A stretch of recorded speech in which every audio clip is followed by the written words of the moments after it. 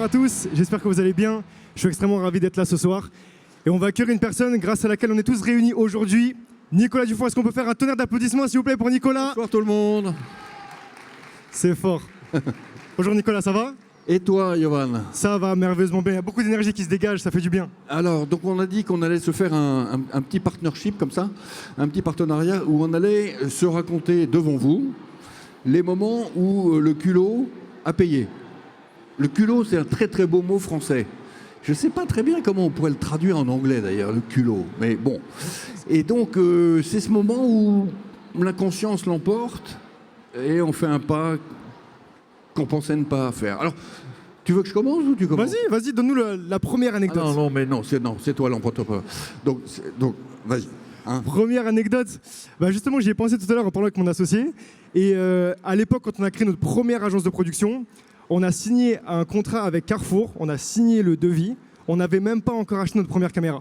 Donc en fait, on a reçu le contrat, eux ils l'ont signé, ils nous l'ont renvoyé, et on avait le tournage qui était prévu pour une semaine plus tard, on n'avait même pas encore le matériel. Et on a acheté le matériel, on était comme des oufs, on était trop contents, on est parti, le tournage s'est super bien passé, et c'est comme ça que ça nous a lancé. Je te retourne la question du coup. Moi, il se trouve que j'ai créé ma première boîte, donc j'avais 20 ans, 21 ans, peut-être que oui, 21 ans, 1984, et je l'ai fait absolument sur un coup de tête dans une rue parce que j'avais rencontré un pote et qu'à ce moment-là, on s'est dit, mais qu'est-ce qu'on pourrait créer après tout? Et j'avais une petite idée qui me trempait dans la tête à peu près au même moment, et on a créé la boîte. Bon, la boîte n'a pas marché du tout. Hein, mais on a quand même été déposer les statuts, on a trouvé un beau nom, on s'est imprimé des cartes de visite, on a fait un ou deux voyages, on a fait le business plan et au bout de quelques temps, on a compris qu'en fait ça ne marcherait pas. Donc je suis passé à autre chose et le souvenir de culot total que j'ai, c'est qu'on a créé une société de formation professionnelle où on vendait au comité de direction des grandes boîtes du CAC 40 des séminaires sur des sujets complexes. Et je me vois encore chez Ariane Espace, une grande boîte quand même, vendre un truc que je n'avais pas. Exactement pareil. Hein? Pareil, comme sur le... C'est-à-dire t'es là, et le type te regarde, et tu lui vends un truc qu'il y a pas. de la vapeur d'eau, quoi. Ce que je lui vendais, j'étais incapable de le produire, mais je lui vends. Et il me l'achète. En plus, il me l'a acheté. Donc je me suis démerdé ensuite pour être capable de le produire. Mais c'était le culot d'acier. C'est-à-dire que mon associé, en sortant, m'a regardé, il m'a dit « Mais t'es complètement dingue !» Eh ben oui, qu'est-ce que tu veux? C'est comme ça qu'on lance une boîte. Comme quoi l'échec fait partie aussi de l'apprentissage. Et le fait d'avoir du culot, derrière, permet de débloquer des opportunités. Donc c'est important. Et ton deuxième culot? Le deuxième culot, justement, c'était au lancement de notre deuxième projet, Delivered. En fait, on avait eu un gros lancement sur les réseaux sociaux. Et du coup, on a Brut qui nous a contactés, qui nous a dit « Ouais, on a vu sur les réseaux, on veut absolument faire une vidéo sur le projet. » Et donc, on reçoit Brut, on fait la vidéo. Et je me rappelle, Mina, la journaliste, big up, si elle entend un jour cette intervention, elle me demande « Vous avez combien de locaux aujourd'hui en Ile-de-France ?» Et il faut savoir que le projet il était né littéralement 3 semaines plus tôt. Donc c'est une plateforme de livraison de kits alimentaires pour les étudiants en situation de précarité. Et moi, je la regarde droit dans les yeux et je lui dis aujourd'hui en Ile-de-France, 4 locaux. Là, on va se rendre dans un premier local. Et il faut savoir qu'à l'époque, il y avait 0 locaux de signés. Et en fait, le truc, c'est qu'on savait que l'interview de Brut allait avoir une grosse audience médiatique et on s'est dit, si on veut que les commerçants nous confient leurs invendus, en fait, il faut absolument qu'ils aient la crédibilité de se dire les invendus vont finir directement dans des locaux. Et donc, j'étais obligé de lui dire il y a des locaux alors qu'en réalité, il n'y avait pas encore les locaux. Et c'est un peu le truc de fake it until you make it. On a menti à ce moment-là, mais 2 semaines plus tard, il y avait les 4 locaux parce que l'interview Brut a super bien marché. On a tout de suite trouvé les premiers financements, on a pu prendre les locaux et comme quoi, comme tu dis, le culot fait partie de... Moi, je me souviens pareil, une des boîtes que j'ai créées, qui n'a pas prospéré, elle non plus d'ailleurs. C'est comme quoi, vous pouvez tout à fait avoir de multiples échecs. Hein. Et on voulait faire croire qu'on avait les moyens de se payer une secrétaire. Alors, vous n'avez évidemment pas les moyens de se payer une secrétaire. Et donc... le coup de téléphone entrant arrivait, on décrochait, on disait « Allô, oui, le secrétaire Nicolas Dufour ?» Et donc la personne disait « Oui, pourrais-je lui parler patientez une seconde, s'il vous plaît. » Paf, je faisais le tour de la table, je reprenais le téléphone, Nicolas Dufour. Voilà. Donc ça, c'est les débuts. Voilà, vous avez tous vécu ça, non? C'est la vraie vie, ça. Bon, alors, mon deuxième culot, c'est quand je suis allé aux États-Unis en 1993 et j'ai découvert Internet. Et c'était très précisément, là aussi, j'ai la mémoire visuelle du moment. C'était à la Nouvelle-Orléans, au salon de la télévision câblée américaine. À l'époque, c'était là que ça se passait. Et il y avait un stand du service qui était avant America Online, avant tout, quoi. Et c'était Internet. Et dès que je vois ce truc, je me dis, ça va révolutionner le monde. Je rentre en France et j'y vais au culot. Je prends mon téléphone. Les entreprises que j'avais créées là avaient fait faillite. Et j'appelle le directeur général de France Télécom. Appel entrant. J'avais trouvé son numéro.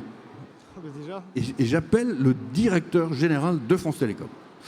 Et par miracle, la secrétaire me le passe. Bon, alors il se trouve que j'avais un pédigré, les bons diplômes, etc. Peut-être, bon. Et au téléphone, je m'entends lui dire, je reviens des États-Unis, Internet arrive, je voudrais faire Internet chez France Télécom. Et là, j'entends le crépitement de silence au bout du fil. Le gars que j'aime beaucoup, il nous a quittés malheureusement, Marcel Roulet, stupéfait, quoi. Silence. Et il me répond, au bout de quand même un temps, il me répond, écoutez, j'ai besoin de vous, mais vraiment pas pour ça, quoi. J'ai besoin de vous pour faire la réforme des pensions de France Télécom. Hein ? Et je m'entends lui dire, monsieur le directeur général, c'est d'accord. Incroyable quand même. Et c'est comme ça que je suis rentré dans France Télécom et c'est comme ça que j'ai fait Wanadoo.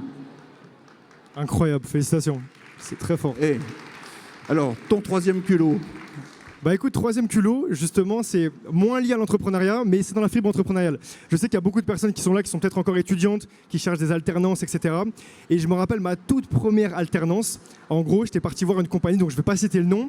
J'étais allé voir sur LinkedIn le nom de la responsable qui m'intéressait dans le domaine que moi je faisais. Donc à l'époque, c'était compliance, j'étais en droit, etc. Et donc je trouve son nom et prénom, je trouve l'adresse, le siège social. Je me rends au siège social, j'étais grave bien habillé, costard, cravate, etc. Et je demande à l'accueil, voilà, j'ai rendez-vous avec cette fameuse personne dont je ne vais pas citer le nom. Et donc, elle l'appelle parce qu'il y a toujours une secrétaire en bas qui demande, voilà, il y a une personne qui vous demande à l'accueil, son nom, son prénom, c'est ça. Et donc, la personne lui dit, bah, j'attends pas spécialement de rendez-vous, mais faites-le monter. Et du coup, je monte. Et je lui explique que voilà, j'ai réussi à la trouver sur LinkedIn, que j'ai absolument besoin d'une alternance, que vraiment ça colle pile poil à ce que j'avais envie de faire. Et là, il se trouve qu'elle m'a pris. On s'est donné rendez-vous 2 semaines plus tard. Elle m'a accueilli, elle m'a dit ok, c'est bon, ça passe. Et j'ai décroché l'alternance comme ça. Comme quoi, il faut vraiment y aller au culot des fois. Il faut pousser. En fait, ça pourrait être un thème du Big. Hein. On pourrait faire le culot.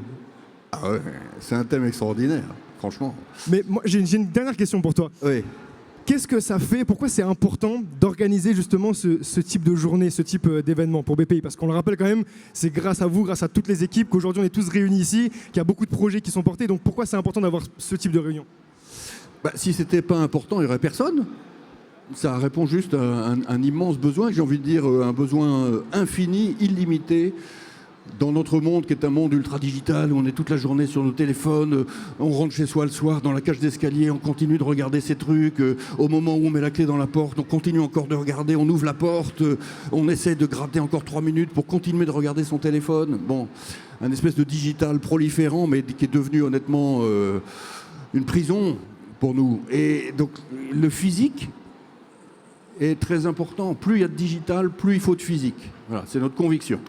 C'est vrai. Plus il y a de digital, plus il faut de physique. Donc on fait des événements, merci, on en fait 450 par an. La direction de la communication, que je félicite, ici représentée par son patron, fait 450 événements physiques par an. Je pense qu'on peut applaudir en vrai. 450, c'est big quand même. Hein. Et donc on est une très grosse banque. J'ai pas envie de dire événementiel, parce que vous voyez bien que en fait, c'est pas ça qu'on cherche. On cherche pas à faire un événement. On cherche à faire en sorte que, quand je dis aux entrepreneurs, si vous voulez naviguer vos vies il faut que vous rencontriez chaque année entre 500 et 1000 personnes, et l'une d'entre elles va changer votre vie, comme ça c'était au cas. Il faut bien que ça se passe quelque part, donc c'est le service qu'on rend. J'espère qu'aujourd'hui, vous avez rencontré, chacun d'entre vous, 30 personnes. Qui a rencontré? Allez, on va commencer par 10 personnes. Mais vraiment rencontré, là. C'est pas mal. Ça va. Il y en a quand même, il y en a. On les voit pas à cause de la lumière. C'est pas mal. Et alors, ceux qui n'ont pas encore rencontré 10 personnes, il vous reste 1 heure. Mais débrouillez-vous, accostez les gens, parlez-leur, allez-y, au culot, quoi. Et vous allez être surpris, certains vont vous changer, vont vous transformer. Vous verrez. Hein? 20 personnes. Qui dit mieux? Qui a fait plus de 20 personnes aujourd'hui? Non, mais vous n'avez pas compté, c'est normal. Si, il y en a un ici, Hein? plus de 20 personnes. Hein? Bah C'est voilà, fort, hein? voilà. Non, mais sérieux, c'est comme ça qu'on avance dans la vie. C'est comme ça qu'on avance dans la vie. C'est vrai que le réseau joue une part quand même très importante dans l'entrepreneuriat, avoir les bons contacts, les bonnes connaissances pour lancer peut-être les bons projets au bon moment. Et comme tu l'as dit, ta première boîte, ça partait d'une rencontre. Ouais. Bah là, peut-être qu'aujourd'hui, il y a des boîtes qui vont se créer. Et en vrai, c'est ça aussi l'objectif quoi, de ce type d'événement. Voilà, il faut faire les choses à chaud aussi. Je vous donne un exemple. Tout à l'heure, là, je discute avec un entrepreneur. Il me dit des choses que je trouve formidables. Je lui dis, mais tu sais ce que tu viens de me dire là? C'est formidable. Donc, est-ce que tu acceptes que je te filme maintenant et je poste? Il me dit, non, tu vas pas faire ça. Je lui dis, si, je vais le faire. Mais toi, le directeur général de la BPI, maintenant là? Non. Et puis, je m'aperçois qu'en fait, il y a un petit studio là, juste à côté qui est là-haut, et je lui dis, mais si tu veux, on le fait au studio. Et il a dit oui. Eh ben, vous pouvez tous aller voir. Sur quoi d'ailleurs? Sur BPI France, sur Big Media, donc le média de BPI France. Vous irez voir tout à l'heure l'interview. Je lui ai fait une interview de 20 minutes pour qu'il redise à 500 000 Français ce qu'il m'a dit au déjeuner. Il faut faire les choses à chaud, toujours dans la vie. Et c'est ce qu'on a fait tout à l'heure. Et c'est comme ça qu'à la BPI, je me tourne vers mon équipe, on fait avancer la banque, mois après mois. On prend beaucoup de décisions de dingue à chaud. Et j'ai une toute dernière question. Je vois que le temps nous presse, mais quelle est la place de l'échec dans l'entrepreneuriat? Parce qu'aujourd'hui, avec les réseaux sociaux, on a l'impression que tout est magnifié. On regarde, on a l'impression que tout le monde réussit, tout le monde monte sa boîte, tout le monde a directement des clients, tout le monde arrive à s'en sortir. Quelle est finalement, si on recentre un peu en plus de pragmatisme, quelle est la place de l'échec dans la partie entrepreneuriale, dans le parcours d'un entrepreneur? Bon, ben moi, j'ai créé 5 entreprises avant de devenir patron d'entreprises dans lesquelles je suis salarié, donc au capital desquelles je ne suis pas. Et sur les 5 entreprises, il y en a 4 qui ont fait faillite. Je me suis retrouvé à l'âge de 31 ans avec une dette personnelle importante, que j'ai mis pas mal d'années à rembourser, hein, avec mes salaires. Ma femme était d'accord et très solidaire. Et la dernière entreprise que j'ai créée a plutôt bien marché et m'a permis de rembourser tout le reste. Mais à ce moment-là, j'avais déjà 3 enfants et je suis parti dans la voie qui est la mienne d'aujourd'hui. Hein. Mais c'est pour vous dire que j'en parle tout le temps de ces moments incroyables où j'ai créé mes boîtes et où elles ont planté. Ça fait partie de ma vie. Et c'est une belle partie de ma vie. C'est mes meilleurs amis. On se revoit tout le temps. Et on a surmonté. Et en France, honnêtement, Moussa Camara l'a dit ce matin, vous ne risquez pas votre peau si vous créez votre boîte. Hein. Ou alors, vous faites vraiment des folies furieuses. En vous endettant personnellement, par exemple, de manière beaucoup trop importante. Mais si vous êtes juste un peu prudent, la France protège tellement ses enfants. La France protège tellement ses enfants que c'est le pays rêvé de l'entrepreneuriat. Normalement, avec autant de protection, la France devrait être la Californie du monde. On y arrive. Petit à petit, on y arrive. C'est toi qui vas le faire. C'est lui qui va le faire. Voilà. Ça peut être une conclusion de notre table ronde. Tout à fait. Prenez fait. des risques. De toute façon, dans un pays qui protège tous les risques, en prendre un peu, c'est ne pas en prendre beaucoup, donc n'ayez pas peur. N'ayez pas peur, les filets de sécurité sont considérables. Vous serez soigné si vous êtes malade, vos parents seront soignés s'ils sont malades, vos enfants, pareil. C'est bon, ça se passe pas comme ça dans le reste du monde. Dans le reste du monde, l'entrepreneur risque sa vie. Et pas en France. Donc soyez-le. N'attendez pas. Le culot. On a dit, il faut y aller. Merci beaucoup Nicolas. Merci pour cette intervention. Ouais.